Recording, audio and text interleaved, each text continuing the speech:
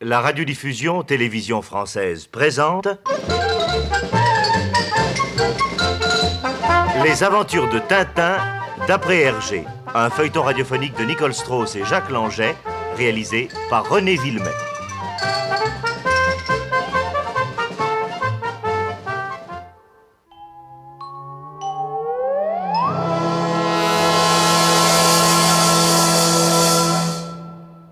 Des espions ont été parachutés au-dessus du grand centre de recherches atomiques de Sprogge, en Sildavie.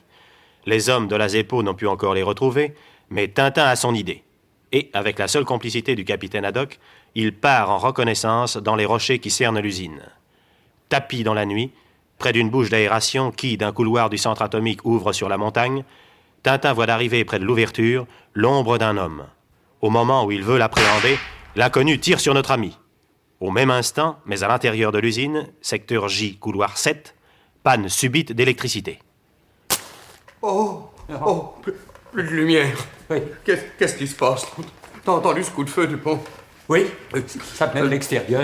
Oui, Dupont, oui, c'est toi qui marches? oui, moi? Oui. Non, je croyais que c'était toi. Oh, quelqu'un! Je la tiens! Ah, vite, il m'a échappé! Vite là! Ok, qu'est-ce que... Ah, je le tiens de nouveau, mais doigt donc! Où es-tu? Voilà, Ah voilà, je l'ai! je le tiens! Je le tiens! Mais lâchez-moi donc, je suis l'ingénieur Wolf.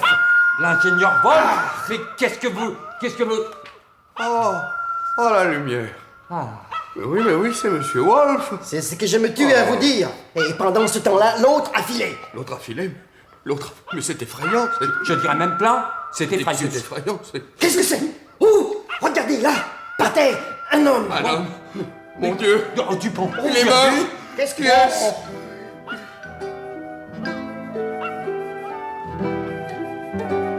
Mais c'est Le capitaine! capitaine. Eh. Capitaine. Capitaine! Oh. C'est nous! Il a été Capitaine. assommé. Attendez, il respire. Allons, Capitaine. capitaine!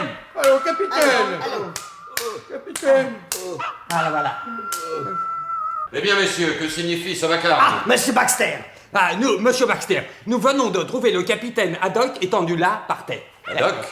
Là. Oh là. Oh, mais... Oh, Allons, qu'est-ce qui allons. m'est arrivé? Oh, ma tête. Oh là là. Vous entendez? C'est Milou qui hurle à la mort. Il a dû arriver quelque chose à Tintin. Vite, Monsieur Baxter, vite. Il est là, dehors, près de la bouche d'aération. Dépêchons-nous, Monsieur Baxter. Vite, oui.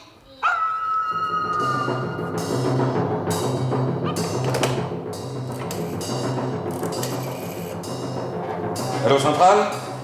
Ici Baxter, envoyez immédiatement des hommes à la recherche de Tintin. À l'extérieur, secteur J, couloir 7, bouche 3. Faites vite, et tenez-moi au courant. Au numéro 18.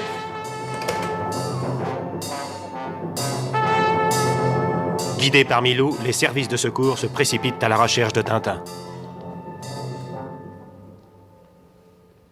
Et maintenant, capitaine, expliquez-moi ce qui vous est arrivé. Eh bien voilà. Tintin est parti ce matin en me disant qu'il allait essayer de pincer les parachutistes.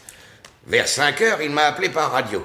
Il était sûr d'avoir trouvé l'endroit où les espions allaient entrer en contact avec leurs complices de l'intérieur. Et cet endroit? D'après lui, c'était la bouche d'aération qui est au bout de ce couloir. Et les événements lui ont donné raison. Hier soir, je me suis mis en embuscade ici.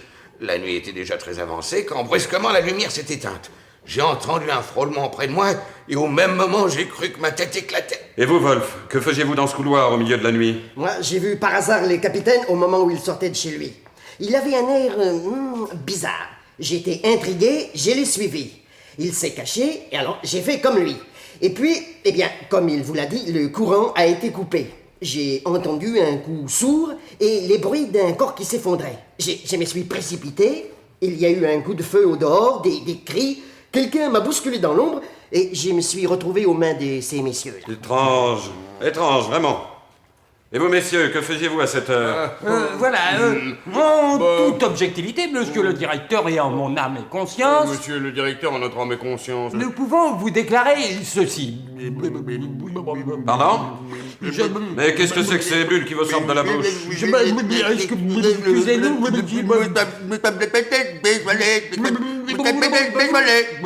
ça nous arrive de temps en temps. Les suites d'une mission en Arabie. Oui, au pays de l'armoire. Allô, oui? Ah bon? C'est Tintin? Ah, vous l'avez retrouvé? Blessé? Qu'a-t-il dit? Ah, sans connaissance, à l'infirmerie. Le médecin, on l'attend. Bien, j'arrive tout de suite. Je peux vous accompagner, monsieur Baxter? Bien sûr, capitaine. Vous aussi, messieurs? Non, si vous le permettez, monsieur le directeur, nous resterons ici. Peut-être recueillerons-nous certains indices. Vous y tenez vraiment? Oui. Soit. Capitaine, Wolf, nous y allons. À tout à l'heure, messieurs. Je ne sais pas, mais je trouve que l'attitude de Baxter et de Wolf est louche. Je dirais même plus chez Louche. Oui, nous nous occuperons d'eux plus tard. Oui, c'est ça.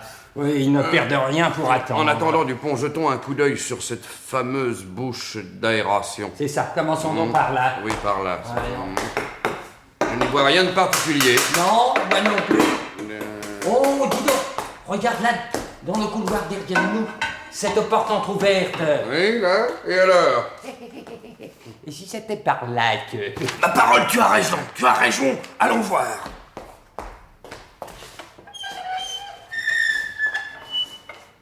Attends, je fais de la lumière. Hein. Oh!